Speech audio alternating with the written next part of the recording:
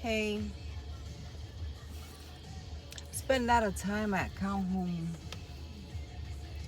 um, Street, chasing after my ex. But I also spend a lot of time at the Church Street Park. Back then, they didn't have swings or basketball court like they have here now. Back then, it was just a regular park where we used to just sit there and smoke and drink. So I spent a lot of time there, just sitting there. And I was pregnant with my second child back then, running these damn streets to the extent that at that point I was drinking every day. And the only way that I would sustain like the nights was basically to just drink some Yukon Jack, smoke my cools, and just worry about where I'm gonna stay at. It will be so cold out here, and just sitting out here right now. Well, I'm in my car, but sitting out here, just remembering how scary it was. I didn't even know how the heck I did it. And I'm in my car, and I'm just like, damn, I was actually out here. Anyway, I was chasing this fool back and forth. And at some point, I ended up, and I don't even know how I did this, but at some point, I ended up going back to his mom's house.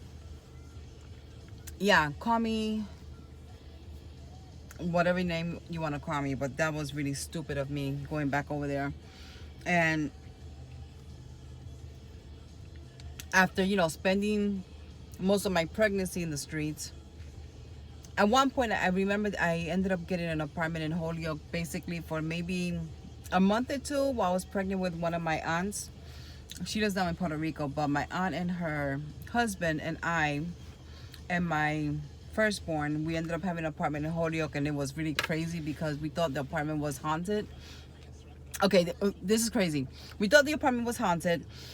We used to hear things, and we ended up leaving that apartment. Seriously, Holyoke, Center Street, shit happened there. It was like, it was haunted for real. No, for real, it was haunted. We ended up leaving the apartment. I ended up calling my parents up saying, I need to leave this apartment right now.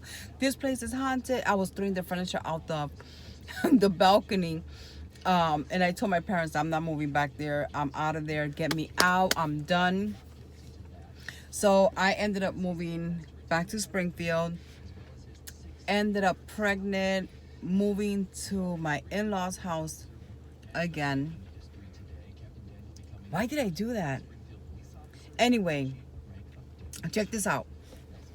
So, at that house, at that apartment, it wasn't a home, because, a home is when everything, you love and you take care of and you nurture. That was a house. Anyway, at that house, I'm pregnant. I'm about to give birth, right? It was cleaning day. It was my turn to do the dishes. I kid you not.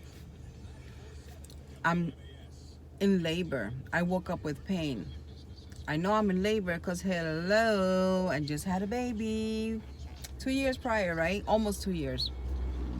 My kids are 2 years, at this point they were 2 years apart. So I'm in labor June 16th, 1984.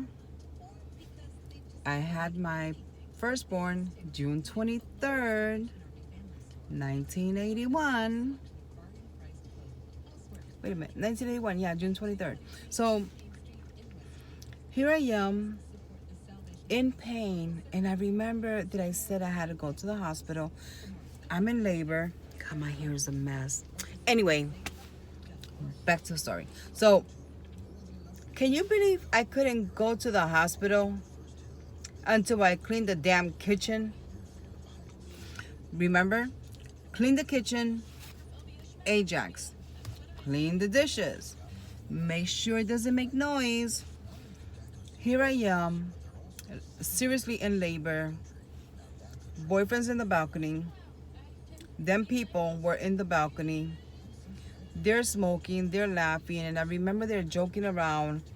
I'm in the kitchen, I'm cleaning, doing dishes. It's in the middle of the afternoon, but I had to clean before I was able to go to the hospital. Ain't that some shit?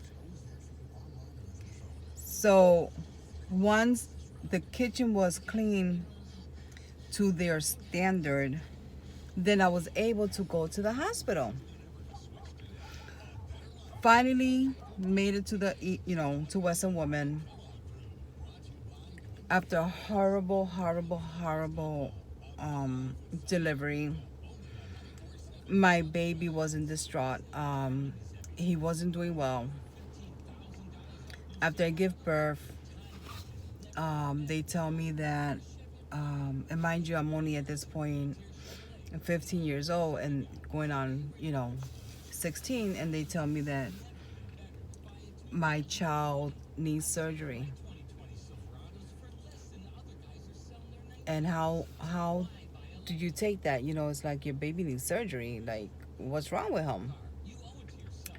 And that's when they say, that his intestines, his stomach, he has some type of hernia where everything is um, between his lungs. So basically, his stomach, it's a big hole. Everything is up here. And they have to operate immediately. Basically, my son had surgery within his first 3 hours of being born.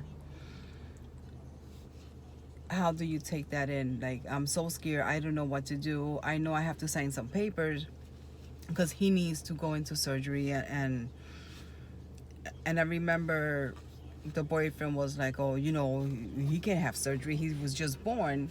And the doctor's trying to explain to me that if he doesn't get the surgery done, he will die because everything is up in his lungs and he will suffocate with all the pressure that's happening on his poor little lungs. I mean, at this point, my baby was born 5 pounds.